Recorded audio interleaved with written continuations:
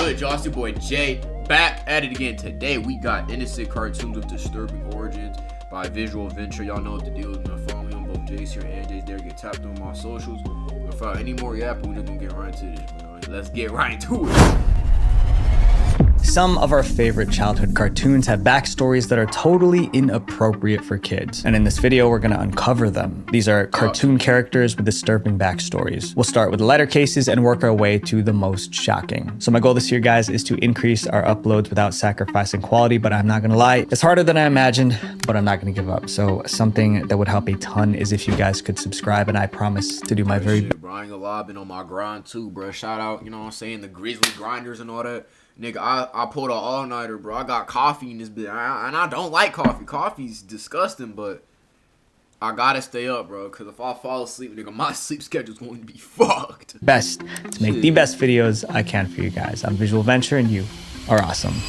Peter Pan. Peter Pan. The world calls Peter Pan a hero, but is he really? In the original story, he ends innocent people. Most people think he's a good guy because of the way Disney portrays him. The cartoon was a hit, making $87 million on a $4 million budget. But Disney's cheerful crazy rate of return. Holy shit. Movie doesn't match the original character. The real story was written by J.M. Barrie in 1904. That's over 100 years ago. Barrie was obsessed with the concept of eternal boyhood, so he wrote Peter Pan, the story of a boy who's...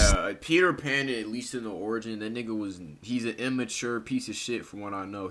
He's immature, doesn't want to take responsibility or accountability for his actions. Stayed young forever. But it wasn't a celebration of childhood. The story was about fear, about what happens when someone is so terrified of growing up that they will do anything to stop it. The story began with Peter flying through the streets of London. He was searching for kids to take to Neverland. Well, come on, Wendy. Let's go. Yeah, Epstein snatching up kids and shit. We're going to Neverland. Neverland? Peter's taking us. I don't crack, bro. I gotta keep my shit. Bro, like, I don't even be putting all-nighters, bro. I gotta stay up, bro. Promised them a world with no rules, no parents, no responsibilities. The children arrived in Neverland believing they found freedom. But Peter had a secret reason for bringing them. He was building an army. Peter Pan had enemies, the pirates. It's actually a perpetual war going on between pirates and these lost boys. He needed soldiers for this war. So Peter is luring these children to come fight as child soldiers in his army. The kids Stop taking meeting notes. Nigga making a child army, bro. What the fuck going on? for fun, but they ended up battling pirates. The pirates appeared in Disney's version too, but there was one huge difference. In Disney's story, Peter fought the pirates without trying to hurt them. But in the original, Peter slaughtered pirates That belt to ass, boy. without hesitation, and he expected the kids to do the same. But that wasn't the only horror in Neverland. Peter didn't want adults there. Neverland was meant to be a land of eternal youth, but children can't stop themselves from growing, and when they did, Peter dealt with them. Here's a quote from Barry's original work. Dealt with them? You just killed them, nigga? When they seem to be growing up, which is against the rules, Peter thins them out. Thins them out was a polite way of saying something extreme. Peter ended anyone who grew up. And that's the trick of Neverland, is the reason you don't age in Neverland is either because the pirates kill you or Peter does. In Peter's twisted mind, he was protecting the magic of childhood by any means necessary. When the old batch of kids was finished, Peter didn't mourn. He simply flew back to London to find replacements. Yeah, and the cycle we might have started. to kill this nigga, bro. We might have to hit this. They ain't have Dracos back then. We might have to hit this nigga with the stone method or some shit, bro. Again. Disney knew this part of the story, but they hid it. They turned a villain into a hero and made Peter Pan a beloved childhood character. The creator of this next cartoon later regretted. Winnie the Pooh. Winnie the Pooh was massive. The franchise has made more than $80 billion. That money came from books, toys, t-shirts, and even potty chairs. But behind the soft and cuddly bear is a dark story. A story that ruined a young man's life and ripped his family apart. The story begins with a writer named Alan Milne. Alexander Milne was rather successful writer even before the first poems and books about... Hey, man, this nigga got Thrag Barber. Holy, that nigga, hold on, that nigga hair like kind of crispy. For the times, bro, them niggas ain't got no clippers. That nigga shit kind of, you know what I'm saying? Pooh saw the light. Alan had a son named Christopher Robin. Shit. Alan adored his little boy. On Christopher's first birthday, Alan bought him a teddy bear. At first, Christopher called the bear Edward. Then he visited the London Zoo and saw a Canadian black bear named Winnie. After that, little Christopher decided to rename his bear Winnie. The Pooh part came from a swan he liked. That teddy bear became Christopher's best friend. He carried it everywhere. Soon, Christopher collected more stuffed animals. There was a donkey, a piglet, a tiger, and more. Alan watched his son play with those toys and got inspired. He began writing stories about a boy named Christopher Robin and his stuffed animals. In 1926, the first book was published. It was titled Winnie the Pooh. And then the books featuring all those characters. There was Winnie the Pooh and Piglet and Eeyore and Tigger. The book was an instant hit. Kids wanted more. So in 1928, Alan released a second book, The House at Pooh Corner. Alan thought his son would be proud to see himself in the stories, but the reality was very different. Winnie the Pooh became a curse for Christopher. Christopher was 8 when the second book came out. The stories made him famous, but not in a good way. Kids at school mocked him. They sang poems from the books. They teased him for playing with stuffed animals. They called him a baby. Christopher was miserable. Soon he hated. Nigga's 8. The fuck, bro? What you mean you're a bitch? This nigga's 8. This nigga's a 3rd grader. You want this nigga to be fighting? You want this nigga to work in the coal mines or some shit? Like, what you mean this nigga a baby? His own name. It was so easy to connect him to Christopher Robin from the books. By the time he turned 18, he blamed his dad for his horrible childhood. Christopher felt used, like his father stole his childhood for profit. He felt that his father got to where he was by climbing on top of his infant shoulders, by exploiting his childhood. Christopher joined the military. He thought serving his country would make people see him differently. But even in the army, soldiers mocked him because of Winnie the Pooh. After the war, Christopher tried to live a quiet life. He gave up all rights to the money from Winnie the Pooh. He married, moved to the countryside, and opened up a small bookshop. But even there, people connected him to Winnie. Soon, people can't let that nigga live, bro. They ain't never gonna let that nigga live. Weren't visiting his bookshop to buy books. They wanted to meet the real Christopher Robin. The worst part was his relationship with his parents. They barely spoke. In 1956, his father Alan passed away. Christopher did not attend the funeral. But even before Alan passed, he admitted his regret. He wished he never created Winnie the Pooh, but it was too late. The damage was already done. Christopher spent the rest of his life as a bookseller. He was remembered by locals as a kind man. Christopher Robin couldn't escape his stolen identity. People wouldn't stop connecting him to a character he wanted nothing to do with. And in a way, I know that feeling, of course, to a lesser extent. A few years ago, someone found my private data online and used it to threaten me. This is a NordVPN ad, isn't it? This is NordVPN ad. I fucking knew it. I'm a genius, nigga. Oh yeah, it's not NordVPN, but it's an ad, bro. I got the charm gun, bro. What that boy he got the Jagan? I got the Jagan. To a cartoon. Teenage Mutant Ninja Turtles. Teenage Mutant Ninja Turtles was a wild idea. It was about 4 turtles trained as ninjas who were fighting crime, and their dad was a giant rat. It sounded ridiculous, but it became one of the most popular animated series in television history. Even I used to watch it all the time. It was great. But the turtles didn't lit, bro. Start as goofy cartoon characters. Their original form was so violent and disturbing that no parent would have let their child watch. To see how far they've come, you have to go back to 1984, the year the Turtles were born. It started as a joke. In 1983, 2 artists were brainstorming. Then one sketched something ridiculous. Eastman whips up a sketch to try and make Laird laugh. It's a turtle with nunchucks strapped to his arms. Laird grabs a piece of paper and does his own rendition. The joke didn't stay a joke. They turned it into a comic book called Teenage Mutant Ninja Turtles. Although the sketches were funny, the comic itself was brutal. From the first issue, the violence was uncomfortable. In Teenage These niggas is from New York, bro. Mutant Ninja Turtles #1, the turtles were basically hitmen determined to get Shredder. For context, Shredder was their main enemy. In the comic, the Turtles cornered him. That nigga look kind of cold right there. Hold on, go back. Hitmen determined to get Shredder. For context, Shredder was the black and white actually make this shit look harder. Was their main enemy. Oh, that nigga pose. Oh, that nigga look kind of clean, bro. Talk about some I am here, boy. Comic, the Turtles cornered him on a rooftop. Then they proceeded to hurt him really bad. Beat the brakes off that nigga. What came next made it even darker. After pummeling Shredder, the Turtles gave him a sword. They told him to finish the job himself, if you get what I mean. Shredder refused, so they threw him off the roof. The gore didn't end there. In another issue, they hurled a blade into a man. Another time, they drowned someone in a fountain. They also used swear words all the time. One reader said they weren't so much heroes as they were a bunch of mutant ninja assassins. How could someone pick up this comic book and go, hey, this would make a great lighthearted Fuck that, this some berserk shit, bro. I ain't gonna lie. You mix TMNT with... This is TMNT if it was written by the nigga that ran Berserk, bro. Or better yet, if it was run by Gege Akutami or some shit. Saturday morning cartoon is beyond me. And it wasn't just the Turtles. Nearly every major character in the comic was unnecessarily aggressive. There was a robot that chewed rats alive. The artist showed every detail, bones cracking and all. Then there was Casey Jones, one of the Turtles' allies. He took down his enemies with a hockey stick. Every page leaned into violence. Nothing was hidden. So how did anyone think these Turtles belonged in a kids cartoon? In 1987, a company wanted to sell Ninja Turtle action figures, but there was a problem. The comics were way too graphic. To make the toys marketable, the Turtles had to be cleaned up. So an animation studio stepped in. They made a cartoon that turned the assassins These niggas, they just look like some friendly neighborhood turtles. Them other niggas, they look like monsters. into kid-friendly heroes. Ninja pizza? Well, what do you know? Rock, dudes. Do you realize what this is? The tone shifted from dark crime to playful action. Let's show them the turtles know how to party. Even today, fans who read the original comics are shocked by how violent and weird the series was. Up next is a story that's the exact opposite of a happily ever after. The Little Mermaid.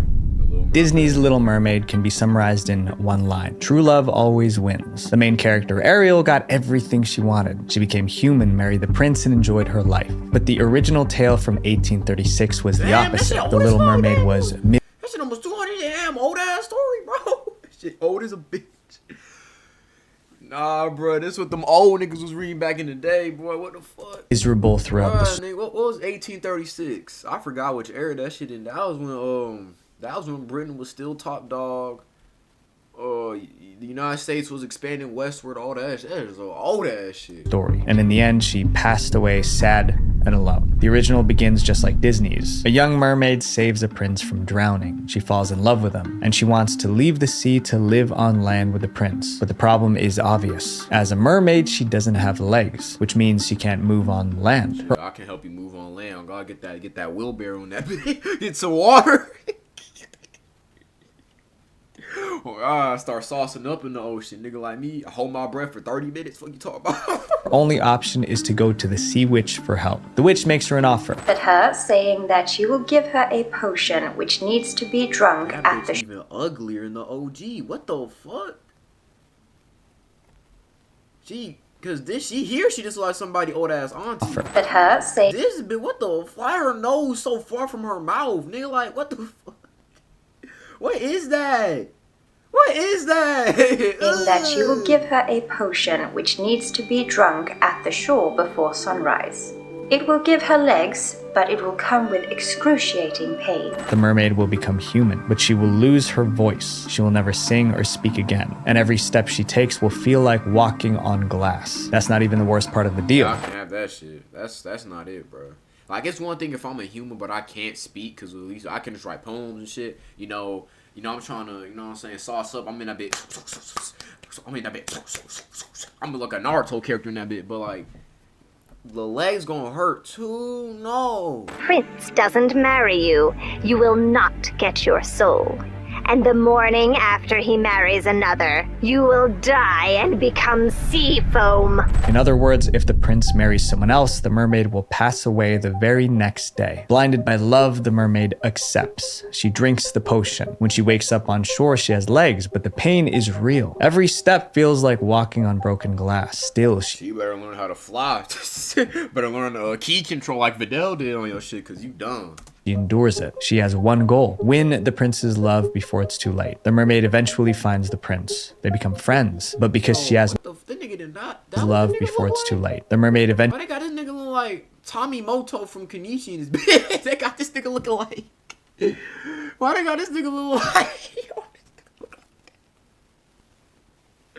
Yo, the high waters is crazy, bro. Oh shit, this nigga pants ain't even at his knees. Calvin dish looking ass. Eventually finds the prince. They become friends, but because she has no voice, she cannot speak to him. She can't tell him she was the one who saved his life. The prince believes another. Some shit. You better learn some of the chakra signs, some smoke signal on that bitch.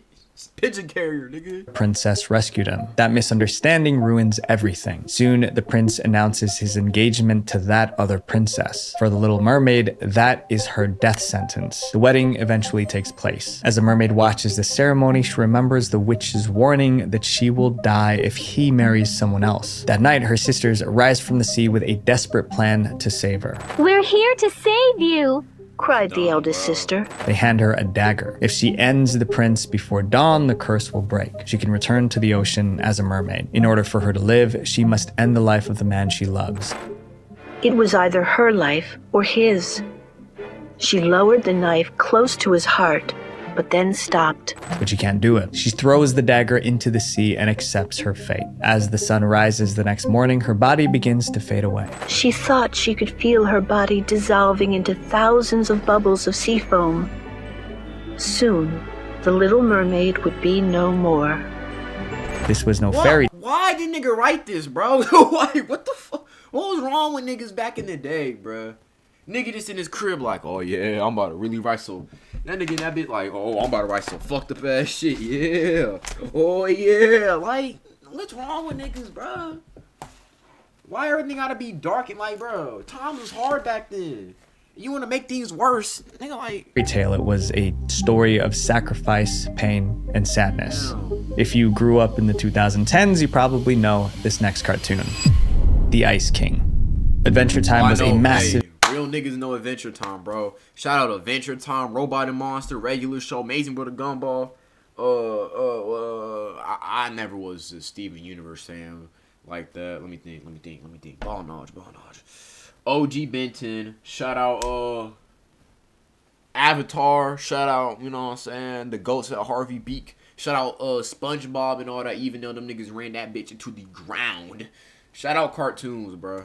Hit. It ranked second on the list of 10 best Cartoon Network shows. It even made the list of the greatest animated TV series. The show is basically about a 12-year-old boy and his magical dog. Together, they roam the land of Ooo, righting wrongs and battling evil. But this chapter isn't about the heroes, it's about the villain, the Ice King. He was an old man with a white beard living in a frozen... This nigga was a great character, bro. I'm not even going front. Castle. To understand the Ice King, there are two things you need to know. First, he desperately wanted a wife. Second, he kidnapped princesses across the land of Ooo, hoping one of them would marry him. On the surface, he was diabolical and strange, but the Ice King wasn't always a villain. His backstory revealed he was struggling with a curse. His backstory was revealed in season 3, episode 19 and 20. Years earlier, he was known as Simon Petrikov. Simon loved studying ancient artifacts. He even had a fiancée named Betty. One day, Simon discovered an old crown.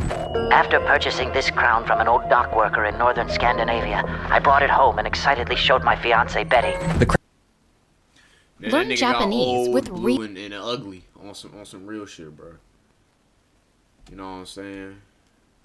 It was cursed. When Simon put the crown on his head, it took over. The crown gave him terrifying powers. He could summon blizzards and freeze anything, but the magic came with a cost. Every time he used the crown, it gradually drove him insane. I jokingly put it on my head just for a laugh or something, and that's when it started.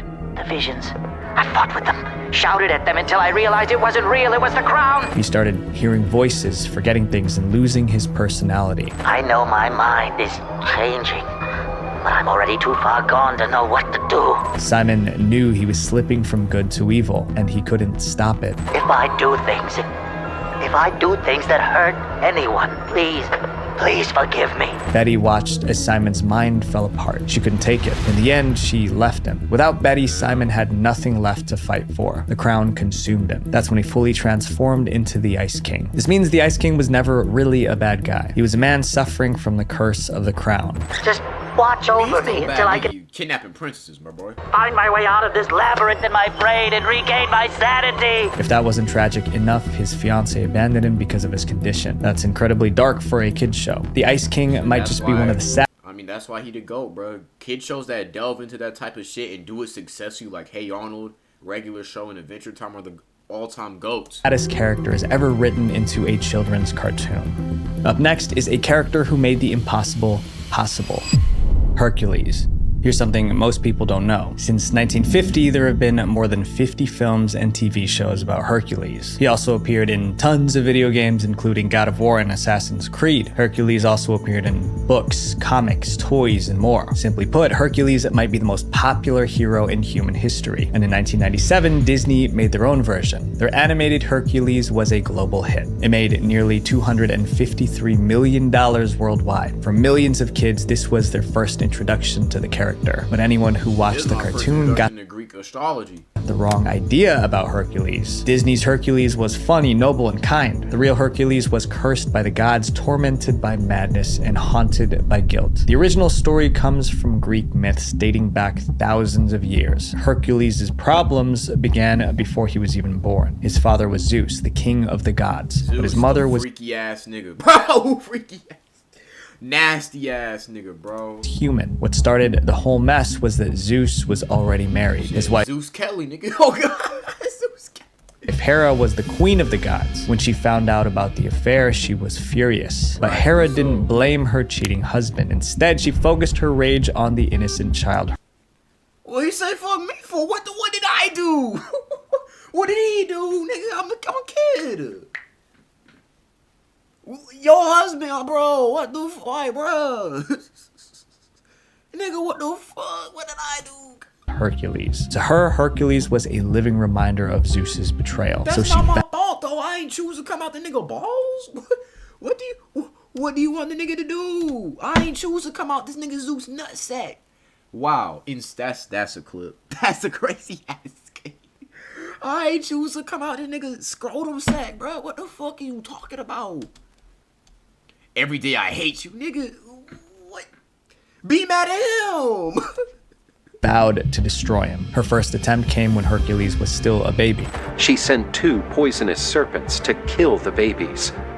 The serpents slithered into the cradle where Hercules and his brother were sleeping. The serpents were meant to strangle him as he slept. But even as baby Hercules had superhuman strength. He crushed the serpents with his bare hands. Hera's plan failed, but she wasn't done. She waited for the perfect moment to strike again. Hercules became the strongest man alive. He eventually married a woman named Megara. Together, they had children and lived peacefully. But that happiness made him vulnerable. Hera knew Hercules could defeat any monster, so instead of sending beasts, she attacked his mind. Hera used her divine powers to make him temporarily insane. Suddenly, the strongest man in the world couldn't think clearly. In his madness, he saw monsters everywhere. He fought back with all his strength, but those weren't monsters. They were his wife and children, and he ended them. With the madness... So this nigga is the son of an affair, and you hate him for something he had no control over,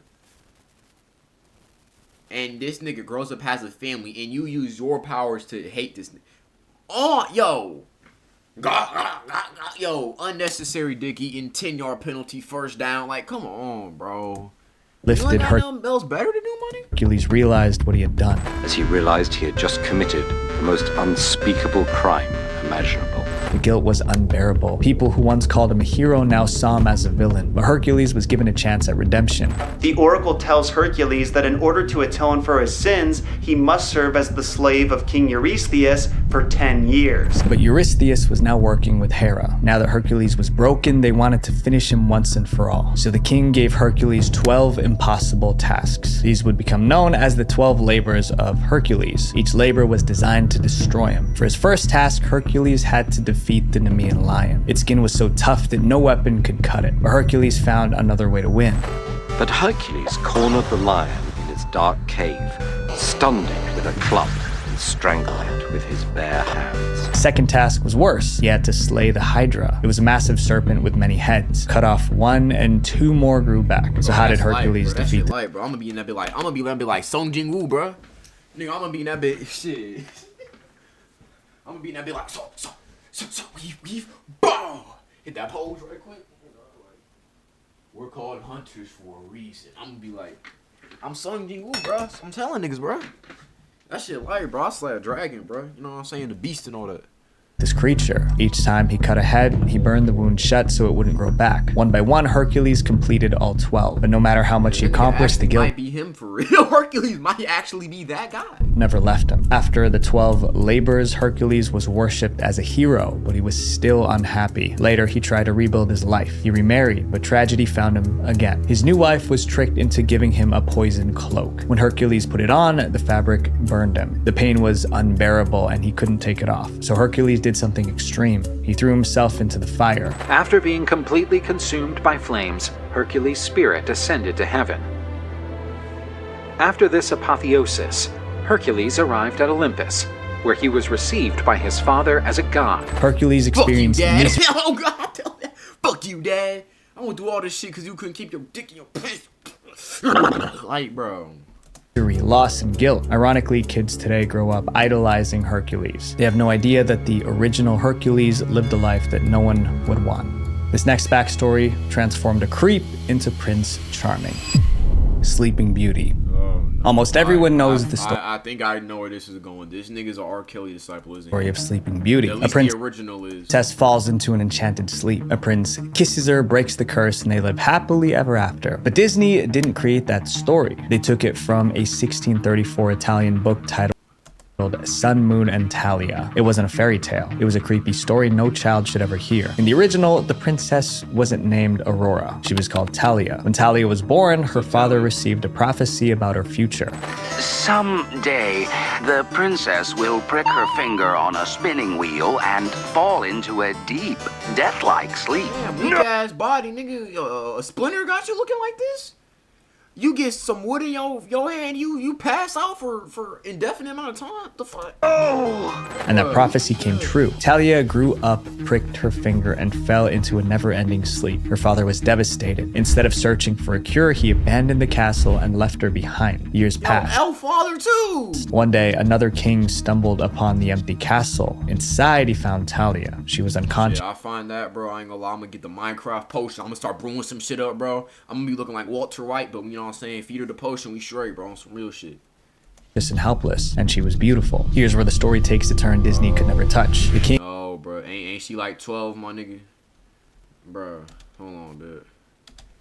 How old is Talia in the original Sleeping? It's gonna be fucking. She's gonna be how old, my nigga? It's gonna be some weird shit. It's not, but she described as a young. Early teens, of fucking course. So she's like 14. Oh, fucking course, bro. Of course. I'm about to crash the fuck out, bro. What the fuck? What's wrong with niggas, bro? Who's writing this shit? Who, bro? Niggas ain't had nothing better to do back in the day?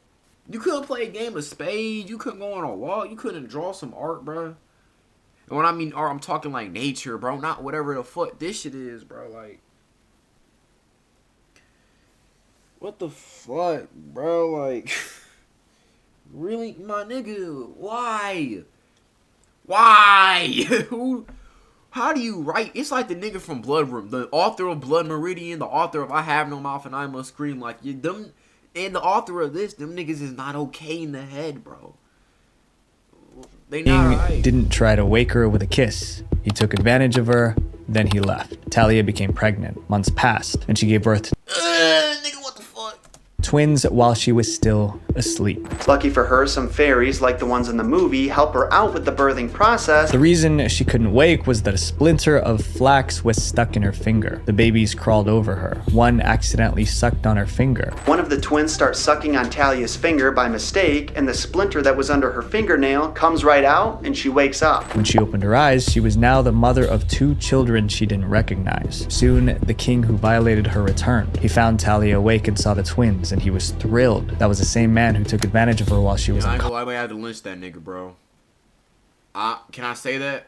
I don't know, we gonna stone that nigga regardless. Conscious, but now they were acting like one big happy family. He visited often. He provided for Talia and twins. They were happy, but they couldn't go public with their relationship because the king was already married and his queen had a wife at the. why niggas so terrible people? Why niggas is terrible people, bro?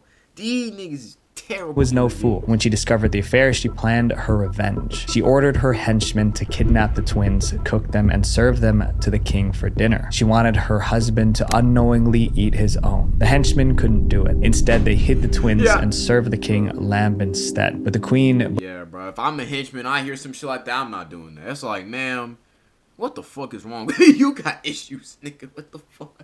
I get he cheated on you. It is some evil ass shit, but you don't return that with killing this nigga 2 kids and feeding this nigga like what? Carry on, bro. Believed the meat was the twins. That night, the whole time the king is eating his dinner, the queen keeps saying weird, creepy stuff to him. Eventually, her scheme was exposed. The queen was executed, and the king married Talia. Somehow, this was considered a happy ending in None of this shit is happy. What the fuck? 1934. Disney completely overhauled the story, and that's how we got the version of Sleeping Beauty we know today. But ironically, the film didn't land the way Disney hoped. It was a box office bomb. The studio lost around $900,000, which is about $9.7 million today. The failure was so devastating that Disney didn't release another princess movie for many years. Up next is the story of the first Disney princess, Snow White.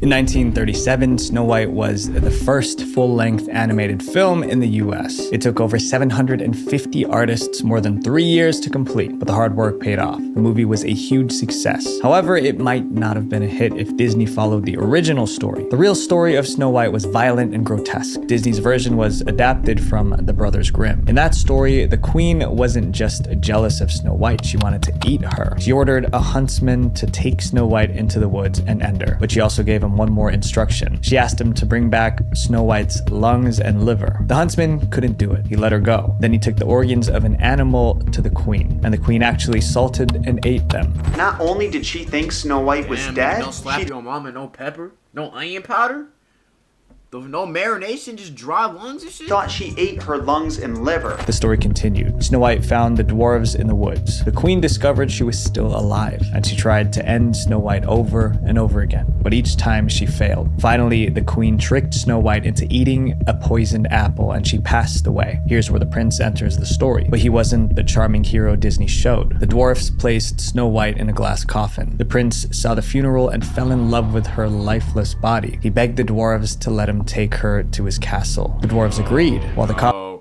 No, what the fuck going? No, bitch. You taking her to the castle to find a cure, right? You know what I'm saying? Get like a blood sample on some scientific shit, right? coffin was being moved, the servants stumbled. The glass case shifted. A piece of the poison apple dislodged from her throat. Snow White coughed and came back to life. Snow White didn't return to life because of magic kiss. It was an accident. Snow White married the prince. The queen was invited to the wedding. She didn't realize she was walking into a trap. Snow White wanted revenge. Inside the wedding hall, the guards grabbed the queen. Iron shoes were heated in fire. Then they forced the evil queen to wear the hot shoes. The queen was forced to dance in torment until she passed away. That was the true ending of Snow White. Disney knew this version could never work as a children's nigga, what's wrong with niggas, bro? film, so they changed it, but the Grimm version still exists, available for anyone to read. This next case involves a girl who did the unthinkable. Cinderella.